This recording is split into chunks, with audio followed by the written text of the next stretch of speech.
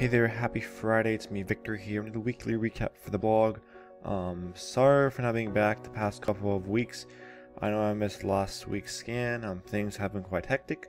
Once more, I work a full-time job, so I'm not in front of the markets as much as I wish I am.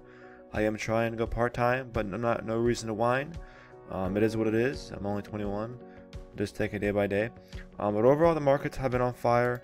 We are in the midst of summer trading, but so far I've not taken any trades this past week. Last week only 3 trades as of last week, I guess, which I'll go over in a minute. But overall, trade wise, I am still down. Again, the goal is being transparent. I'm not going to sit into that I made a lot of money. I have not. I'm down roughly $670. I did upload all my trades on Profitly. But again, for some reason, Profitly, the website's kind of odd. It doesn't show my trades right. It shows that I'm down roughly 400. But I'm not gonna lie, I'm down more. I'm down roughly 670 total for the year. And now, again, I've only been trading for less than how long is it? It's been how long? How many months now? Since I guess 1, 2, 3. Only 3 months of trading, but I don't trade as much as I wish I could, but no big deal. The market's not going to go anywhere.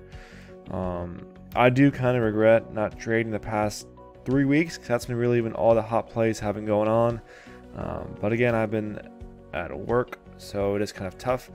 But I'm just going to go over where I'm at and the game plan moving forward.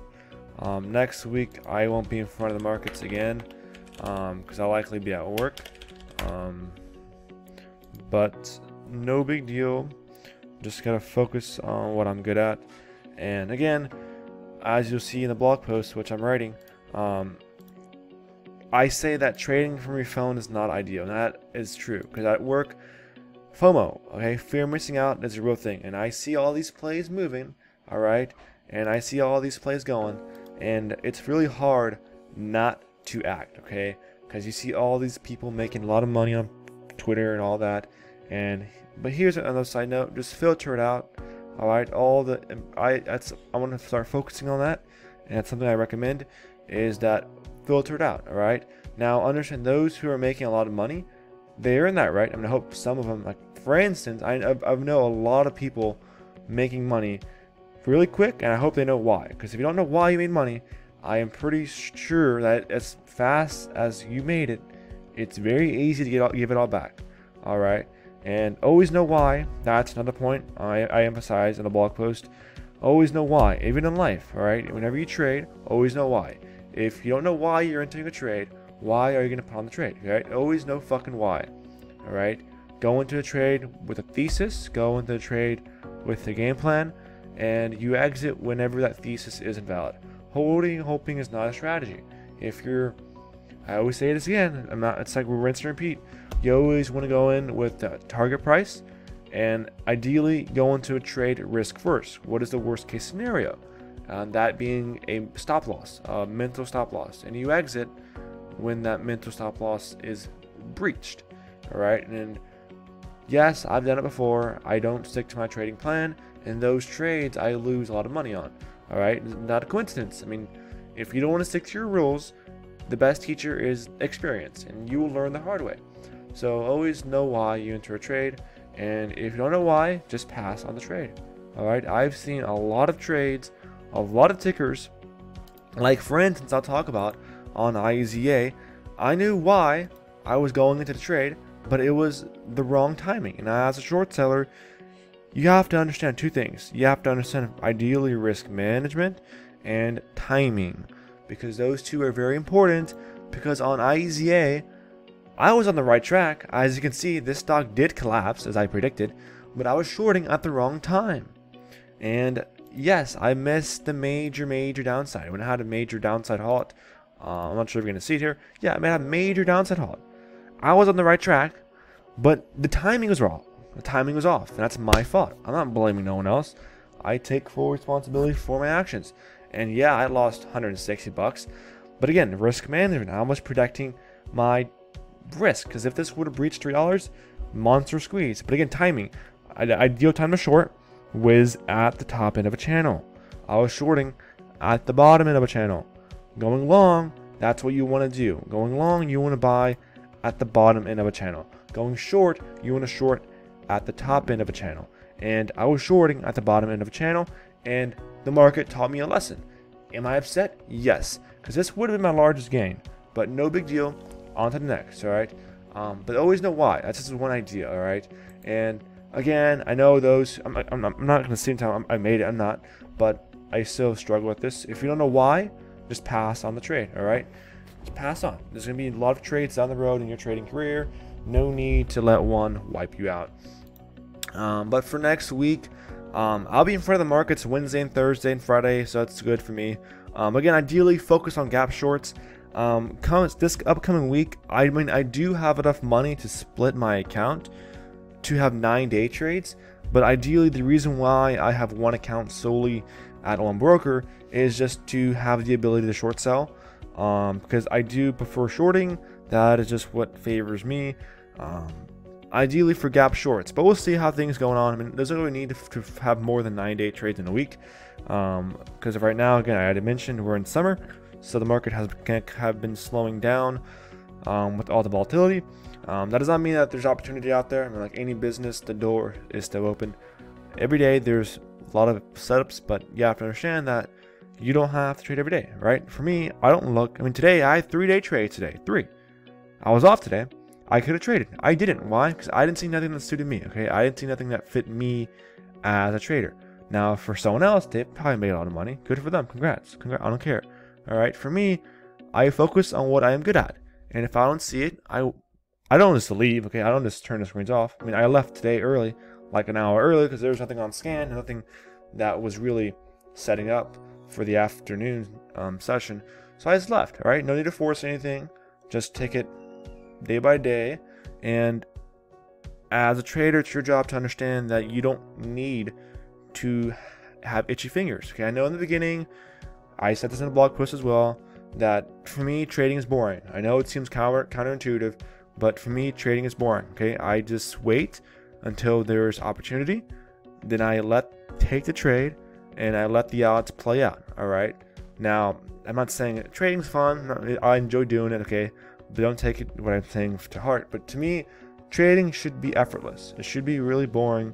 And I mean, I don't know. That's just how I think. I mean, I don't wake up looking to trade. I mean, I'll tell you that right now. I really don't enjoy. I really don't enjoy sleeping in. I mean, I really do enjoy sleeping in. I'm sorry. I don't enjoy waking up early. I mean, if I am in a position overnight, I certainly do. But there is a common saying that smart money trades in the afternoon and dumb money trades in the morning. Why is that? Well, hear me out. All right, because you have all the emotions. It's all a psychological factor, right? And you have all the emotions in the morning, which results to a lot of volatility. Because, for instance, you have losers and you have winners. Okay, in the markets, and you have winners who won the day before, think they solved everything, they feel great, they come to the next day wanting more money, right? So they trade with emotions. And same thing for losers. Okay, they're mad that they lost money the previous day. They're upset. And what do? What's the first thing on their mind? Revenge. They want to get their money back. They think the market owes them something.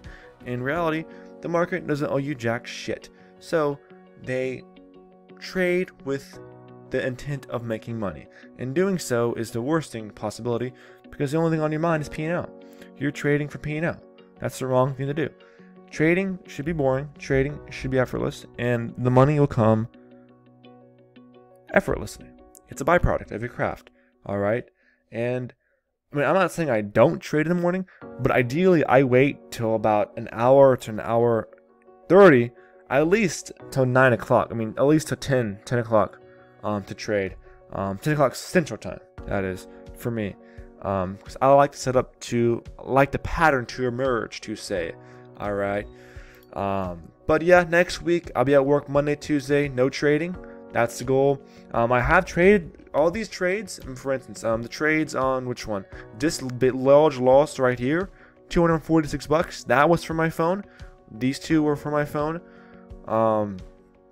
IZA was for my phone. I mean, the one trade that would have worked out well, for my phone was on CLSN, because CLSN, if you don't believe me, it's fine. You don't need to. But I was going to short this because this has been a familiar pattern. This is a nice overextension. All right. I mean, the play is done now. I mean, if it does have a nice parabolic in the future, yes, I'll play on it for announced bounce short. But I was at my doctor's office and I saw this on scan. And again, I know I'm going to sound like a hypocrite here because I said don't trade from your phone. I don't recommend it. But if you see something that suits you, that you're familiar with, then go for it. But of course, always know why. I was aiming to short this into the nice bounce. Maybe you could do 5-day because this went parabolic. Okay. Now, whenever a stock goes parabolic nicely, that is an opening up the door for a nice short opportunity. And when I saw this nice hard crack, sorry about that. But as I was saying, I was at the doctor's office and I was aiming to short this. Now, I wanted to short this right out of the open because I had a nice gap up and wash out. But I told myself, let me be patient. Let them pre-exhaust themselves, right? And again, this was from my phone. I watched the entire day, this nice run up. I mean, it's a nice ABCD pattern. Congrats to all those longs who did bank on that. But whenever it goes parabolic, like you see here, that opens the door for a nice shorting opportunity. Now, of course, I'm not going to sit here and tell you that I would have caught the exact top. I wouldn't have. What you wait for is a first crack. And that is what we got very nicely on Wednesday. And the one thing I do regret this past week, but no big deal, because there's going to be a lot of opportunity down the road, shorting into this bounce. Because I had my order from my phone to short this at 565, it looks like. I had an order to short sell. It was like 800 shares and very small size. 1 second. But shorting after the first hard crack into a bounce offers the greatest risk to reward setup in my opinion. All right. And I do somewhat regret it. But again, as I mentioned, the market's constant motion. So no big deal. Just got to focus down the road, right? But this would have been a great washout and probably the largest trade of my career yet. I was really upset. And again, my emotions told me, because this is again, I was at work, okay? And I wanted to short this bounce at work. But I told myself, don't do it. Move on. I missed it. Play's done. And I did. And doing so helped me because again, shorting right now, it's mid-range. I mean, it's consolidating right now. The longer this does consolidate, the better the odds that this goes higher. All right, it's a game of odds, and it's not a coincidence. Spike up, consolidation, spike up. Now we just wait and see. 1 second. I got. Going forward, this will offer a nice opportunity. I mean, I do pray this goes higher. We'll see. I mean, if it'd be a nice short into resistance, if it does happen. I mean, there's no catalyst behind it. That's one of the plays that I kind of missed this past week. But again, other than that, next week, just gotta focus on what I'm good at for next week. And again, I'm off Wednesday, Thursday, and Friday. All right. And again, those days, just because I'm off, doesn't mean I have to trade, right? Focus on what I'm good at. Ideally, look for a nice gap short or to short into any bounce. And going long, any breakouts on listed stocks and OTCs. But yeah, other than that, just make sure, stay safe out there. Everything's getting crazy. But yeah, hope everyone's doing well, trading well. And again, week 101 of doing this. Things have been going well. But other than that, I'll see you next week.